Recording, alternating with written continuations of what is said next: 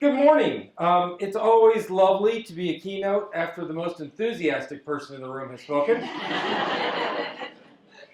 I think we formally met in Kansas City here just a little bit ago, and I'm blown away by what's happening here in Westport. And he said, yes, but we're also taking over the entire state of Connecticut, come help. And I thought, okay, and so here I am. My introduction to MakerSpace's the making culture DIY is an interesting story. So I'm a professor at Syracuse University. That means that I get to, sit in my ivory tower and think broad, wonderful thoughts, and I get 40 students in a classroom and I talk at them, and it's lovely.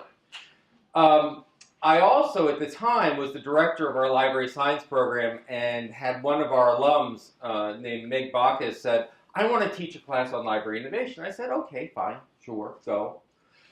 And so I sort of was going to peek in about halfway through the semester to see how it's going. And I look into this classroom, and there are 15 people in the class.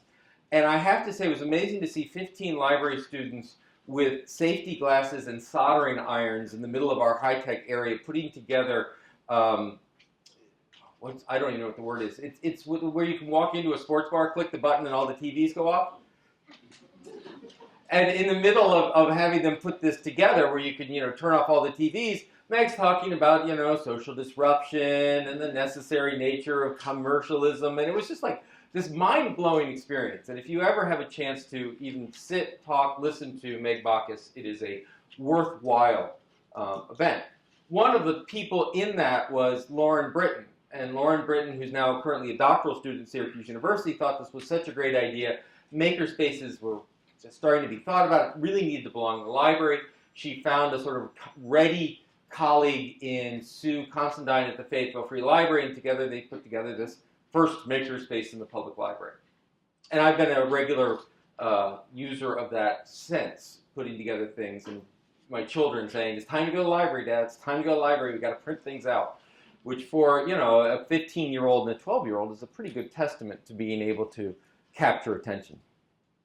I am also under the unenviable position of walking into a bunch of people who are terribly curious and terribly enthusiastic and playing the role of, but you gotta think about this, right? Because it's easy to say, let's go build it and let's go print it, and hey, I got a 3D printer, let's put on a show and let's do it. But I want to instead spend a little bit of time really looking at, is there a match between libraries and the maker movement, the DIY movement? Is this a natural and organic thing, or is this the next, oh, if we do this, we will get them in, what we call the pizza book scenario. Come have some pizza, book, right? We tricked you, now you must read, right? And so, let's face it, as librarians, we are wonderful, amazing people, but really, there's a little high school clique in us that we love fads. And, at some point, someone said, microfiche is the coolest, and now we have these drawers of it. And, is this, they're both, it's interesting, is this the new 3D printing? They both involve plastic, and so we ruin the environment for the sake of information. It's a good thing. In a second, I'll tell you where the title of this presentation comes, 7 White Guys in a Weather Balloon. But I want to start with what I really believe is that the library and the DIY, the do-it-yourself movement, some people call it the maker movement, DIY, I'm going to sort of use those interchangeably, but this is the culture that's out there, and it's talking about the idea of, we can change the world. Some people are talking about, new manufacturing revolution, new culture of creation, new culture of engagement. And I think there are some really amazing shared ideals that bring us together, where I think many people in this room sense an organic fit between maker and DIY folks and librarians and our mission, right? We're both talking about sort of beyond consumption.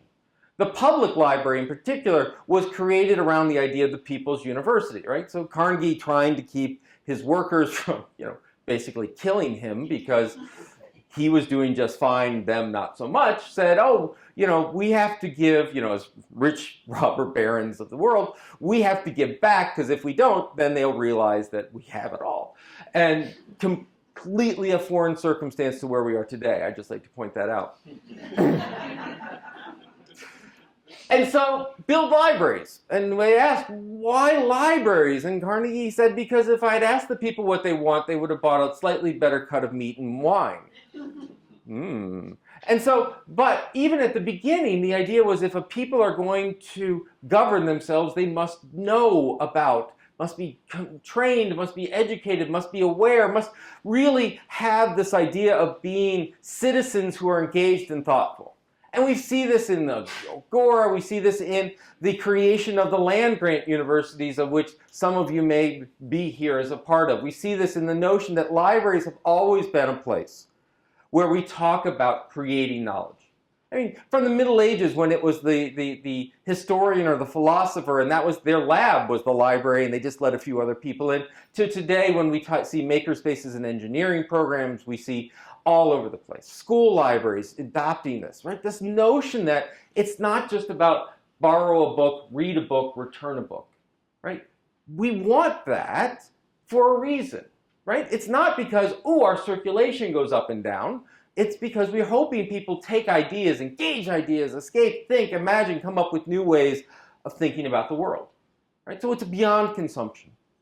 We seek participatory systems. Now, it's a big mouthful. What does that mean? That we don't look at this as a saying, look, I made this, let me present it to you. We really are building community. We're trying to bring people together. We believe in participation. It's not enough to come and sit and listen. We want you to engage and be part of and think. Right? We want you to read and do book groups, and we want you to come together, and we want you to do whole new ideas. We want you to come into the 3D makerspace and think of whole new things we never thought before. So it's about participation. And we seek power for empowerment. So I've already given away the tagline, but how many of you feel that you're in the power business? How many of you feel you're in the empower business? How many people just suddenly realized that you can't do one without the other, right? What, if you want to teach someone to read, you have to read. If you want to provide Kindles to circulate out, you have to have enough money to get the Kindles. If you want to have a space where people can come and convene, you have to have a building. That's power, right? Public libraries, we have charters, we have the citizens of our municipalities have said, you are important enough to give you tax dollars. You are important enough to give you real estate. You are important enough that you can levy fines. You are important enough. As academic librarians, we said you are important enough for tuition dollars. We say you're important enough to have a space. You're important enough that when we get certified to actually give degrees, you are a major criteria in that, right? So we have power. We accumulate power. Power is not evil. Power is not wrong. Power is not just power grab and hungry. The lack of power is what is evil, and the deprivation of power. When we look at parts of society and say, you know, you don't count. You know, you don't matter. You know, you don't get to choose this one. When we talk in elections about disenfranchisement. So I had a public librarian who was in Alaska on a sort of small remote island. And they had to pay for an internet connection. Yay. The Alaska government, turns out oil's not doing as well as it used to, so they're looking at how they can cut back their budget. They say, oh, we're going to cut back subsidies for broadband to rural locations. So this internet connection to the small island suddenly was a $30,000 a year price tag that they never had before. She calls up her representative and says, hi, I'm your librarian. Do you realize that you require people to register to vote online? You require people to get their license online. You require more and more for participation in government to be a citizen, you require internet connection, and you are about to pull that. Do you know what the phrase disenfranchisement means? Do you know what Supreme Court case means? Right? And they said, well, we'll get right on that. You know, that's power. But it wasn't so, I want an evil fiber connection so I can take over the universe. It's, right? It's the idea that that kind of connection, that kind of thing requires power. And as librarians, we have a lot of it. Literacy, we have degrees, we have respect. When the internet the Pew Internet Study that does public library surveys, they just come out with the last one. What are the 3 most respected professions in the United States? By the way, 2 have been there for a long time, and 1 is shot to the top. Doctor, lawyer? No. God, no. Lawyer? Really? No, sorry. Teacher? Teacher? No. Nope. The one that shot to the top? Soldier. Right. Doctor was close. Nurses. But it's very interesting. It's not doctors. It's nurses. It's not the person who goes in and says, hi, this is what's wrong with you. It's the person who comes afterwards and says, it's okay. We can take care of it, right? The other one, librarians. And it's been at the top. That's actually power. I mean, we don't see it. We're sort of like, what do you do for a living? I'm a librarian, right? How many people have been, and yes, we've all had the, oh, ebooks must be really suck, right? But every so often you say that, and people are like, oh, I always wanted to be a librarian. For totally the wrong reason. But I wanted to read all day. Because we got time for that, right? Wanting to be a librarian because you love books is like wanting to be a cop because you love guns. It's not the right choice, if they, All right, so we have power so that we can give it out. So I want you to, for a moment, to think about power. IMLS has power, right? You have the ability to give out distributed funds and state grants. The state library agency has power. You're given a task with legislation, etc. It's not a bad thing to be in the power business. It's a bad thing to abuse it, but we get there. So this is a really lovely shared ideals. But the other thing that's very interesting is not only do we share our ideals, we also share common perils, complementary perils. You say, what does that mean? So this is where I get to play an academic for a moment. All of you who came from an English background or a humanities background, don't worry. We're not going all postmodern on your butt. It's fine. But we have to pick apart something. Because if we rush headlong into this embrace, DIY and maker and library, natural mix, and we don't spend a little bit of time thinking about what we're wanting to do, we can end up in a place we really don't want to be at. We can imperil that love and that trust and that credibility that we have built over millennia. Right? So we're going to do a little deconstruction. I want to start with the obvious. So when we look at the DIY movement, the do-it-yourself movement, the maker movement, this is an article, Salon put this out. According to a survey conducted by Maker Media, 8 out of 10 makers are male. Shocker. Their median age is 44. Their average household income is $106,000. So we have this lovely image of, these teenagers showing up with, they're wearing the baggy thing, right? No, it's me. This is what's frightening, right? That nearly 83% are employed, 31% have job descriptions that are already in the science field, so we're not exactly embracing STEM as a new thing. 97% are college graduates, 80% are postgraduates. This idea of a new democratizing revolution around the world is a myth that's being put forward by people who want it to be so, and not necessarily able to even see that it's a problem. So the first thing we have to ask ourselves is if we put the demographics of library use, even in Westport and Fairfield and Connecticut, if we put that up, because I've looked at the median income for the state of Connecticut, it's not above $60,000 median household income, right? When you look at the average ages, when you look at the ethnic breakdowns, when you look at all this, this is not the same demographic that we'd like to purport to go for. Now we know there's a good number of these folks who do show up at our library and they're great supporters, but let's think about that. The other one is the notion that we love the concept that DIY and 3D printers and laser etchers and Arduino boards and this and that, and this gives us the ability to create, to invent, to come up with new inventions, right? We stand up and we talk about, if we build a maker movement, we will build a new tomorrow. And we have some examples of that. But I want to tell a quick story. When I mentioned in Fayetteville, their MakerSpace was a 3D printer on a cart. And so when they had their maker movement, maker fairs, whatever, they wheeled it out on a cart. Ta-da, MakerSpace.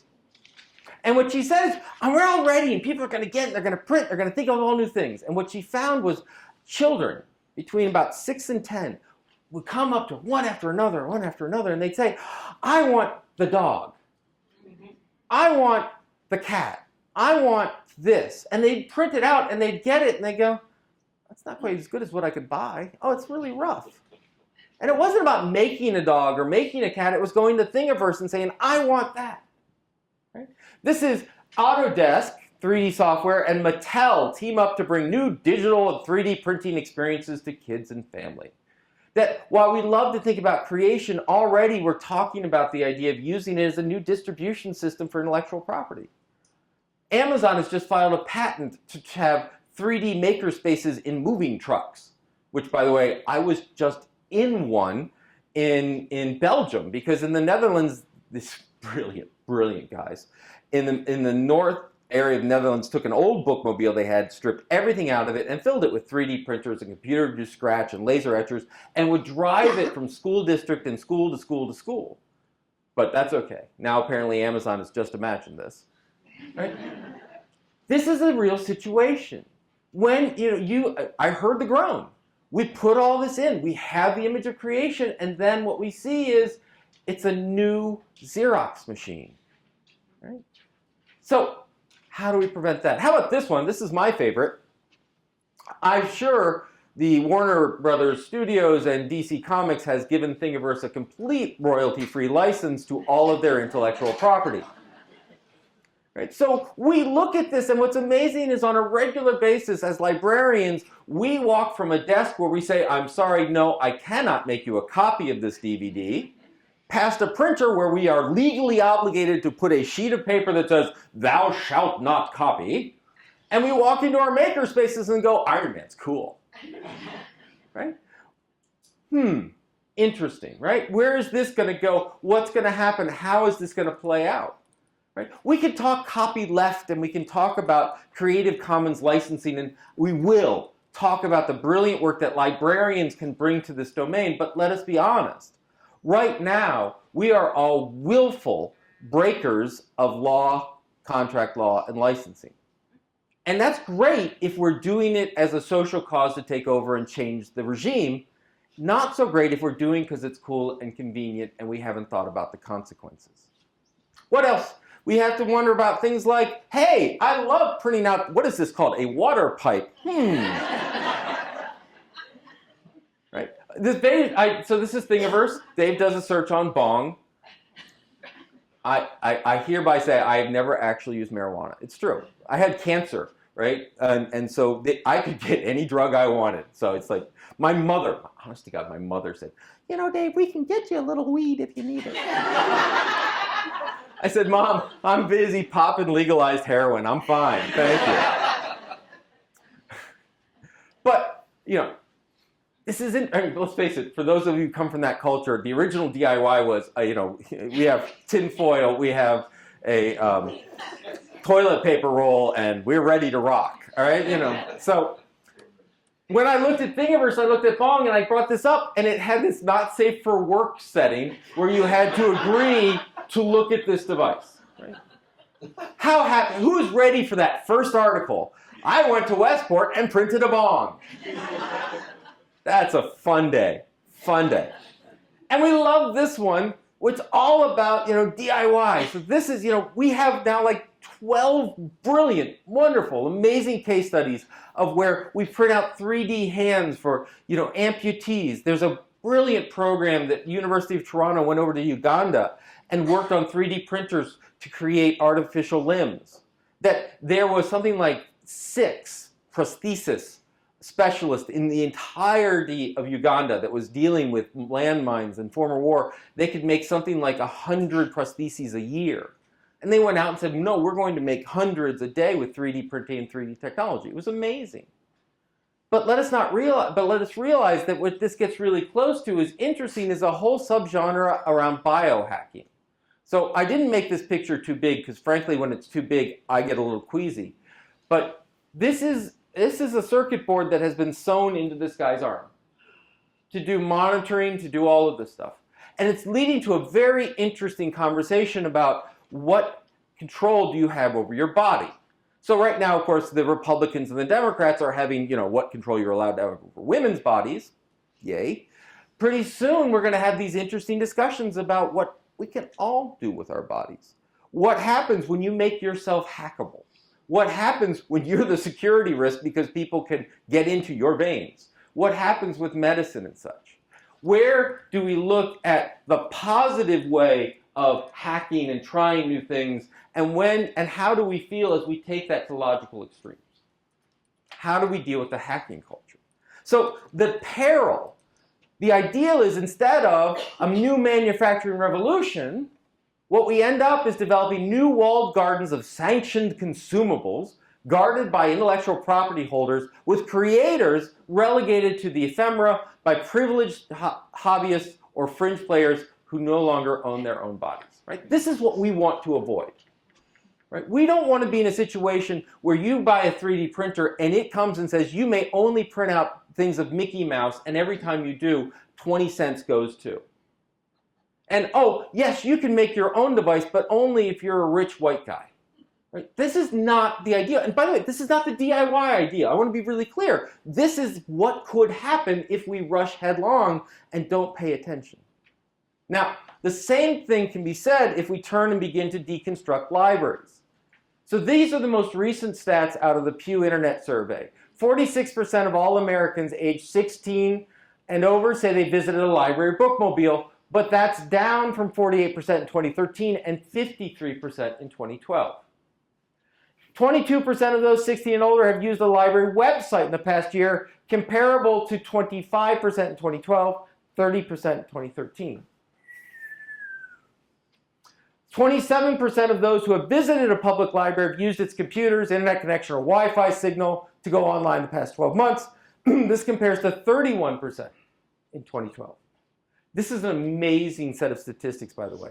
This is the dark side. Dave picked the dark side.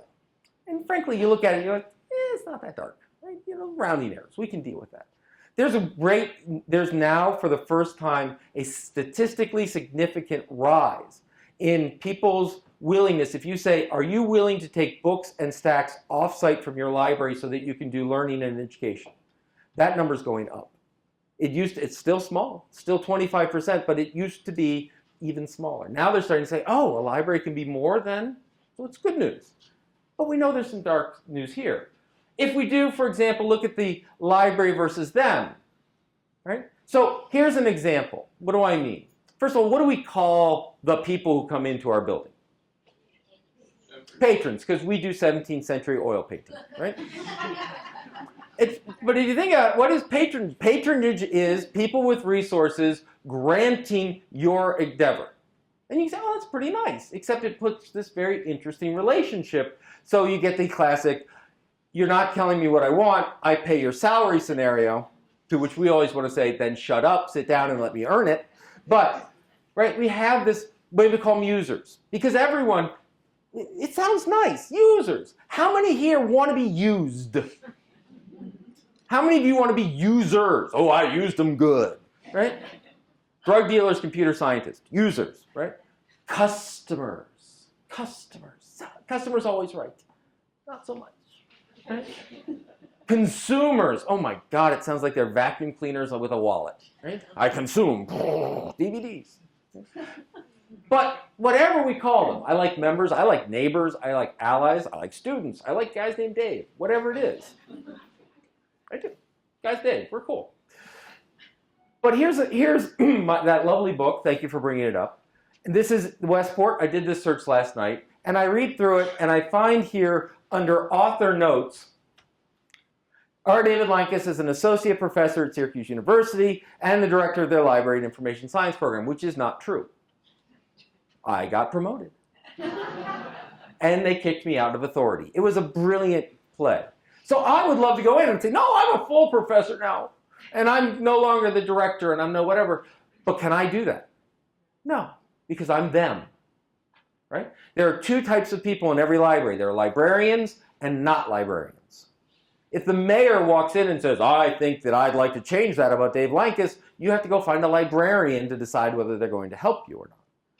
So what kind of community are we building when the community is them and us? Consumer consumed, user used. Got to be careful about our use of language and our thoughts. Then, of course, there's this one.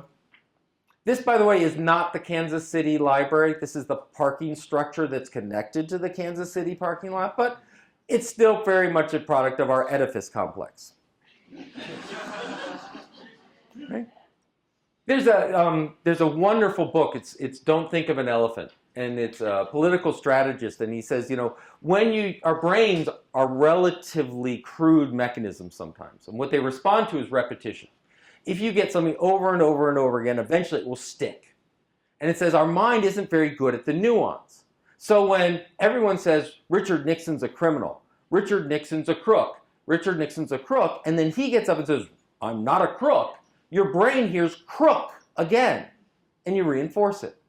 And so when we get up there and say, we're more than books, we're more than books, we do more than books, it's not just books, books, books, books, blah, blah, blah. It's like talking to a dog, da-da-da, squirrel, da-da-da, food, right? So we want to be so much more, and yet on a regular basis, we give our communities what we think they want. Early, I think it was 2011, OCLC came out with an environmental scan, and they asked people, they said, what is the one word you associate with library? And they said, books. Right. And a lot of people said, that's our brand. Push it. Go books. What they didn't ask is, what one word do you associate with books? So what one word do you associate with books? Library, because I'm a librarian. Fine, library. What one word do you associate with book? Reading. Book. Learning. Book. Book. Paper. Paper. Book. Enjoyment. Paper.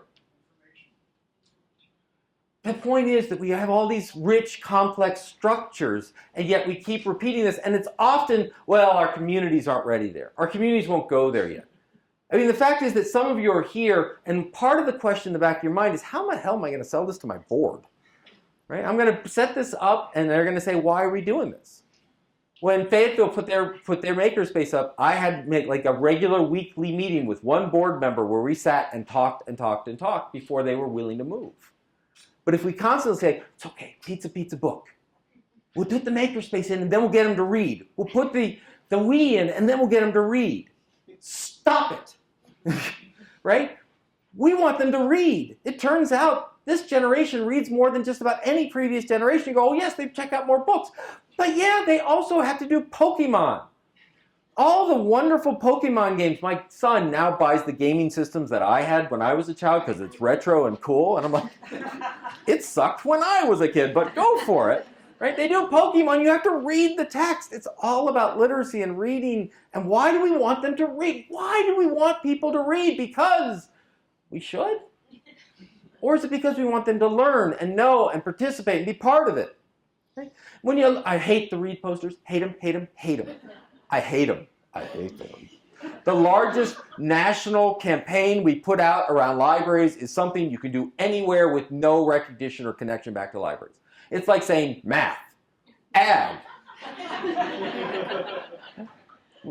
But think about what those read posters mean. Are those read posters, do we want people to read so that they can learn, so that they can challenge authority, so they can understand what's going on in the world and participate in our democratic process? Or do we want them to read so that we can pacify them, that we can entertain them, and that we can actually divert them from what we want them to see? In the early 1800s, the British public libraries, they used to put gaming rooms in the library. Why? Because they wanted people to come to the library, not the pubs where they could do pool and such. Right? It wasn't so that they could be enabled to be great people and think in a creative way. It was to entertain them and to move them from what society thought they shouldn't be doing. What are we doing reading for?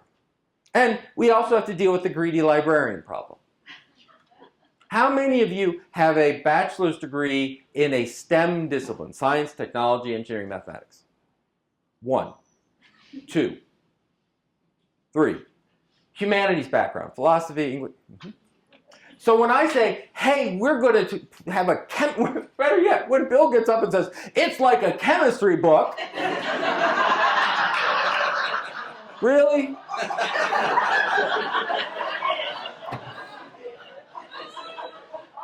There was just a conference out in Denver talking about how we can have libraries and STEM educators and increase STEM. And one of the things is we'll turn you all into STEM experts. But we have this idea in librarianship that unless we know and feel comfortable about something, we will not get in front of it.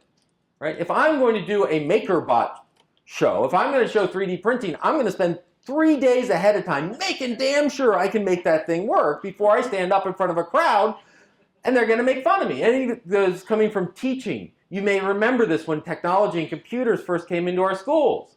Teachers said, I won't use it. Why? Because the kids know more about it than I do. They do the internet. They do the tube thing, right? So we have a situation where if we're looking at makers and we're talking about starting, a great one, libraries starting small business and entrepreneurship. We teach people how to make their own jobs. I said this to a friend of mine who was a small business owner. He goes, really? How many librarians are willing to take their own advice and quit their jobs and start their own business? How are we showing, how are we demonstrating? So when Justin Hankey, when he was at Chattanooga, got a 3D printer, he pulled out a table right in the middle of the youth area of his area, and he began putting it together and began trying to figure out how it worked. And as people would walk by, hey, can you help me with this? Hey, have you thought about this? And he had teenagers. He said, at one point, we actually had to get out a hammer and a chisel because we had gotten so much plastic wrapped around the extruder that it was useless. He said, but he was willing to, in public, say, I don't know. How willing are we to do that? So, how about this one? We're neutral. This is our code of ethics. Congratulations. We did it. We started in 1930 and we've revised it twice, so clearly the world is the same. And the number one thing in our code of ethics, of course, is that we provide the highest level of service to all library users, because once we leave, we can be real pains in the butt, right? So it's like you have to be nice and help people when they're in the library. But when you're in the bus stop, does this bus go downtown? Screw you. Because our ethics stop at the door. Right? Through appropriate, usefully organized resources, equitable service policies, equitable access, and accurate, unbiased, and courteous responses to all requests. So when people ask us about man-made climate change, we say yes. There just happens to be 99% consensus among the scientific community, but let me make sure I give you this book from the wacko who doesn't like the Pope. Why? Because now I'm unbiased. If you're unbiased, if you have no stake, if you have no perspective, how can you stand up and say you're making the community a better place? If you make the argument that having a good library in your college, your school, your town means that we have a more educated population, you have a bias. If I said something like, a good librarian only provides the right information, let's go spend some time up in our stacks and get rid of the not right information, you would be horrified. You have a bias.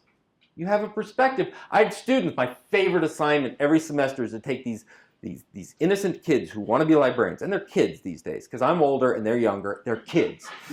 And we go over to the academic library and I say, go find the most despicable, out of date, corrupt, horrible piece of garbage you can find in this library. Let's share. And they come down with things like, my favorite was the Nazi plan for environmentalism. There was a book. The Nazis were very concerned about environmentalism. The body modification book, which had images of people, right? We had the lovely eugenics literature. We had the ultimate solution for the American Negro problem was a good one. We had all of these materials, and I said, why are they here? And they sort of weren't quite sure. I said, if you want to find you can sort of like Star Wars. You'll never find a more wretched hive of villainy and larceny than a good academic library. It's full of lies and garbage. Why? Because you need to know the garbage in order to know the good stuff. You need to know the history to know where you've been. You need that sort of multiple views. That's a bias. We believe the best decisions happen in the richest information environment, and we don't prejudge necessarily what's good or bad because it's all contextual, right? When a reporter walks up to you and says, I need a good website on hate groups recruiting on the web. Here's the KKK's website. I have an 8th grader looking for after-school programs. hopefully not the same website. Right? It's a good website and a bad website, but it's the context that matters. That's a bias. There are people, and you've all encountered them, that say, we only want good stuff here. Filter people. Welcome to my school librarians. We've created the worst possible environment to teach information literacy in the public school. Why? We filter out the negative examples. We filter out to say, this is the Martin Luther King website by Stormfront. It's false. It's a hate group. Oh, it's filtered. I can't show you. Right? We have a bias. Right? So how do we deal with that? So our ideal versus peril is, instead of an institution dedicated to transformative social engagement, we become either increasingly insular collections, or we're the book people, we're building, or for the have-nots, or overextended jack of all trades as government retreats from the public service. What do I mean? How many people had a member, a patron, what have you, ask you for tax forms this year? Why? Because they can't get them anywhere else. And by the way, they can't get them at the library because they didn't print enough. What's happened is that our civil service, just like in Alaska, we've moved increasingly more and more things to the web, to technology. We've removed more and more expensive human intermediation in social service, in taxation, in business development, in all levels of government, local, state, federal. And what's left standing are public libraries trying to do it all. And with the greedy librarian, now you're the tax expert. Oh, and now you're the maker expert. And who's tomorrow going to be the reading expert? And yes, we're doing quilting. I better start figuring out quilting. Or my personal favorite, knitters clubs. I had one library, they supported knitters club, and they had a needle exchange program. Is that awesome or what? I can't wait for the next city council meeting where you ask for that needle exchange program. All right? So this is what we have to watch. And so Dave, now that you've totally ruined my day, where are you going with this? Well, remember when I said that they are complementary perils?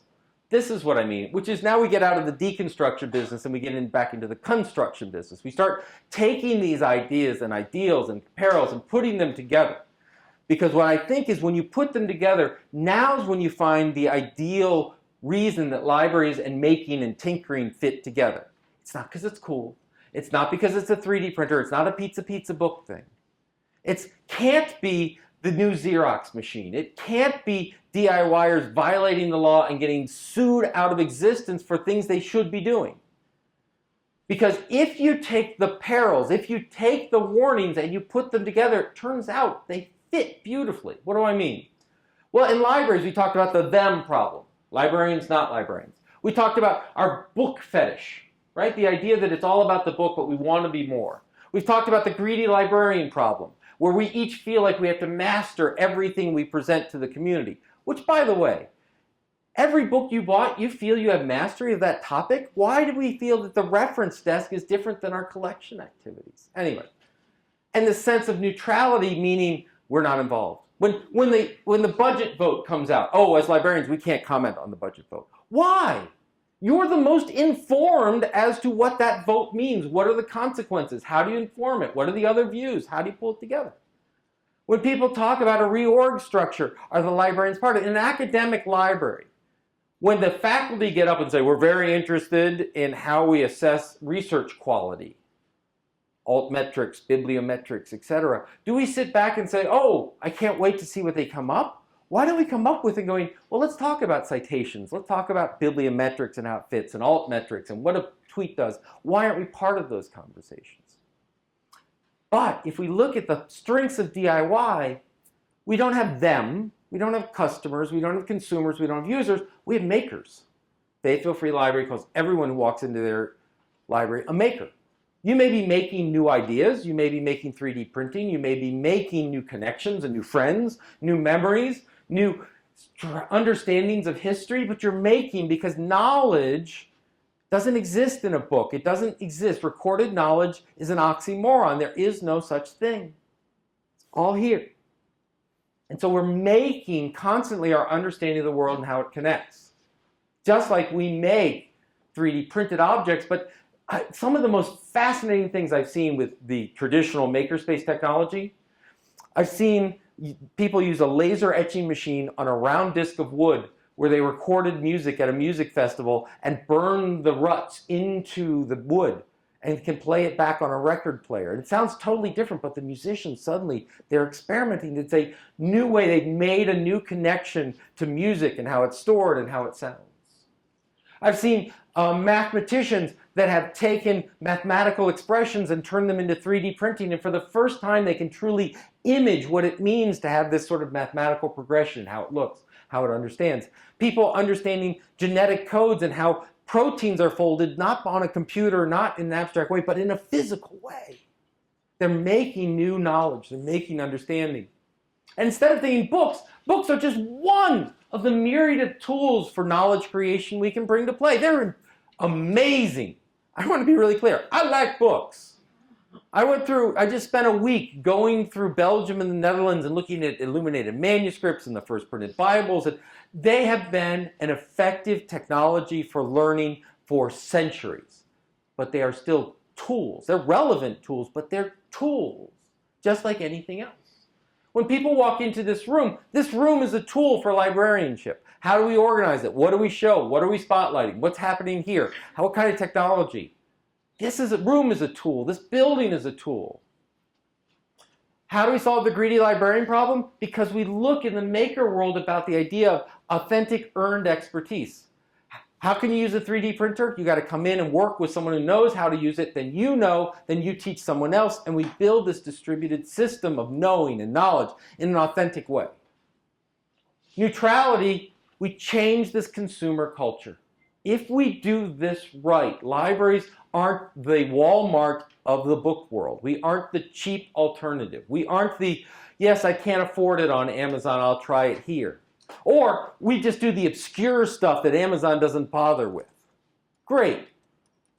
Because clearly there's a huge need for that. Right? Or is there? What's your community? What's it make sense for you?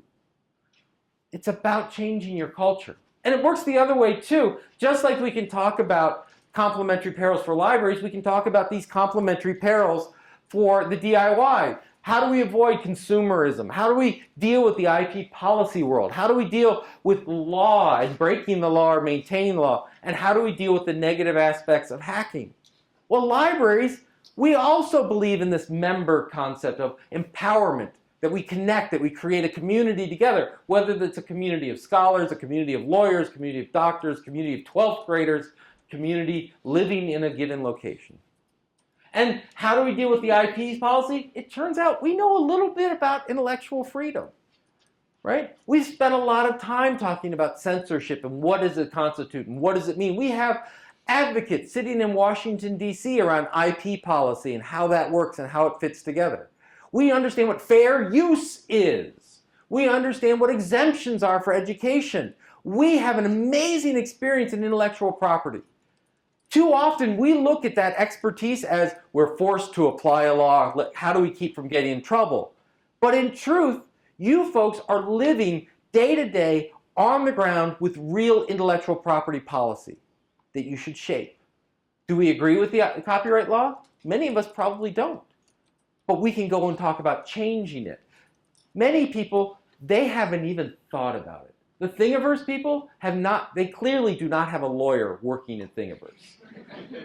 Right? Because if you tried to do this, if you tried to scan in prints and put them online, really cool stuff the community did and it was superheroes, you would have someone in your library going, I'm not sure we can do that. Right? And it's not because we're hesitant or we don't want to be out there making change. It's because we know that we have to think intelligently about it and work for it so that when we do put it on, someone comes up and says, you must take that down. We can say no. We have this precedent and this precedent policy. Law. How do we deal with the idea of putting up illegal items and all this other stuff? Once again, we have a great background in intellectual and physical safety. A library is a safe place to engage dangerous ideas. We have precedent for that. We have a culture of that. We understand that. And we can help impart that to the DIY culture. And hacking, we've always had to deal with community norms. Right? Harry Potter Satanism, not going to listen. Right? Having Mein Kampf in the children's area, probably going to listen. Right? We always have had this sense of an ideal, but we are pragmatists.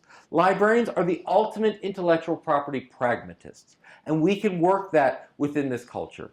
How do we work on this? And so what we end up by putting this together is the DIY library. What we end up by putting this together is that we redefine what a library is, because that's part of our issue, right? I want to put a makerspace in a library. Why is that in a library? Now that's not actually a hard question. The hard question is, what is a library? Right? If I take this, and they did it as they did in the Netherlands, and I move all that stuff up from the first floor, put it into a van, and I drive it around, is that the library? If I start loaning out cellular hotspots so that people can get internet connections in their homes that can't afford it, do I turn their home into a library? Is the website a library? Is it a branch? How does it work? For so long, we felt that we had a good concrete definition of what a library is. In truth, we haven't. We've just sort of done them. But if we start with what our goal is and what librarians do, which is we're about learning and we mediate spaces, virtual and real, now we can define a library. It's a mandated. Someone says you must have it. You can't walk into a community going, I'm your library. And they say, no. They win, right? And we do it through charters. We do it through org charts. We do it through other things, but we are mandated. It's a facilitated space. It's not just a big open room that does the annual book sale, right? That's a hoarder's paradise. Right? It's why we have friends groups. Why do we have friends groups? Because when the librarians retire, they go back to the dumpster that we just weeded, grab all the books, and put them in the book sale. Back in the library. Right? So, facilitated. We take time, we're concerned. Maintained by the community. They got to pay for it, they got to authorize it, they've got to agree to it. Stewarded by librarians. They've given us the power to control how it works. And dedicated to knowledge. And it's co-owned with the community, right? Instead of the idea of saying, how can I help you? We love this. Librarians, we have this built-in ethos. Somewhere in the back of our brain, this mutant gene put this massive service component right there. And some days we really want to go get it. Right? But we believe in it. And so we say, how can I help you? How can I help you? How can I help you? We go to our faculties, how can I help you? We go to our town halls, how can I help you? Have you ever realized how arrogant that is of a comment? How can I help you? Right? How can I, clearly the one with the power, authority, and resources to help you, the one who's just admitted that you have a problem?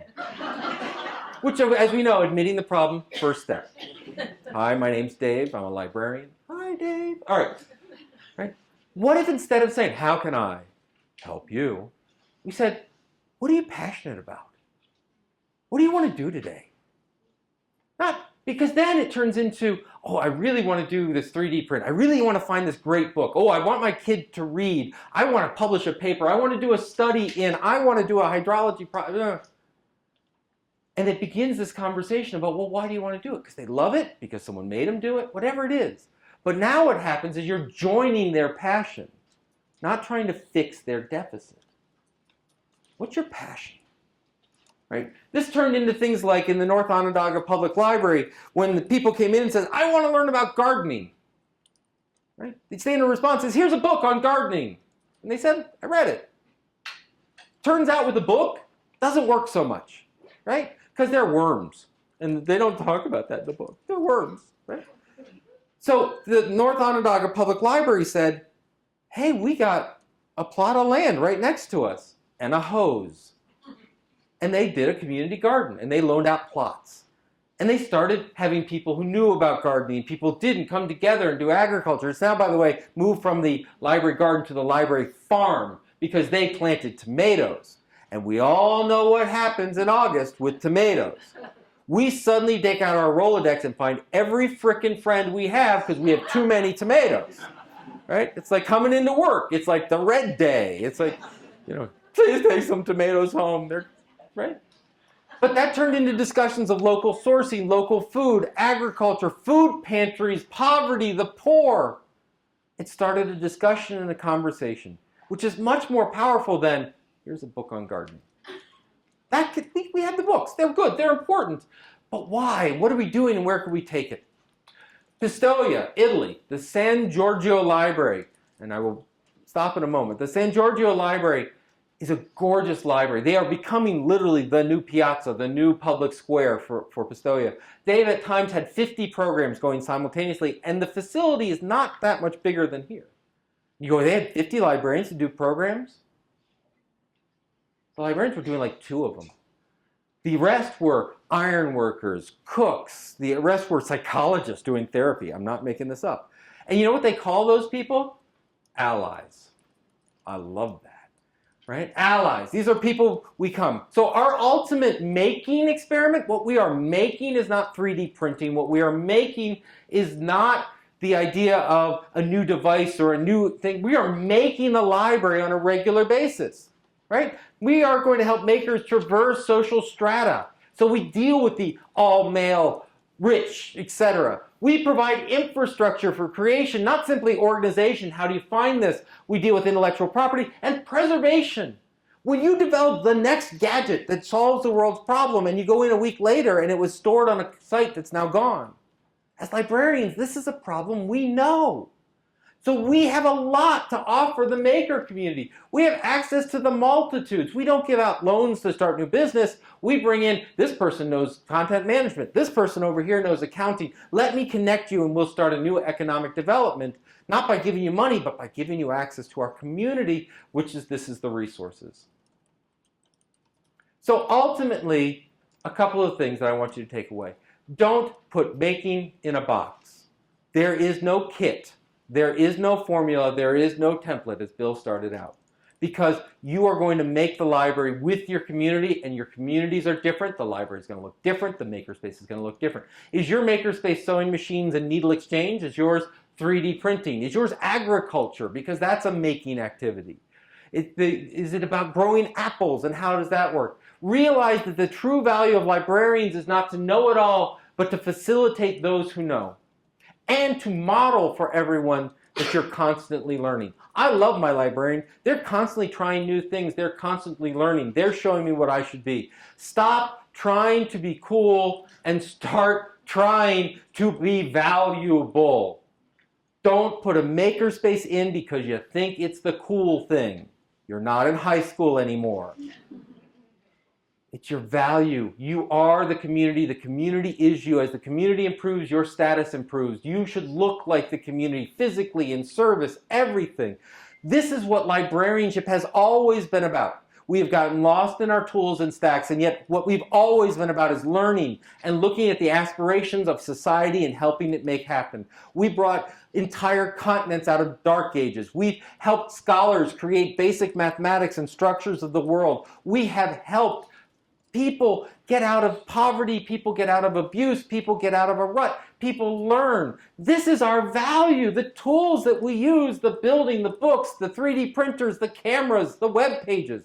We need to know them, but we must never forget they are simply tools to our larger value, to our larger, appropriate, and societally necessary function, which is to help improve society. Thank you very much.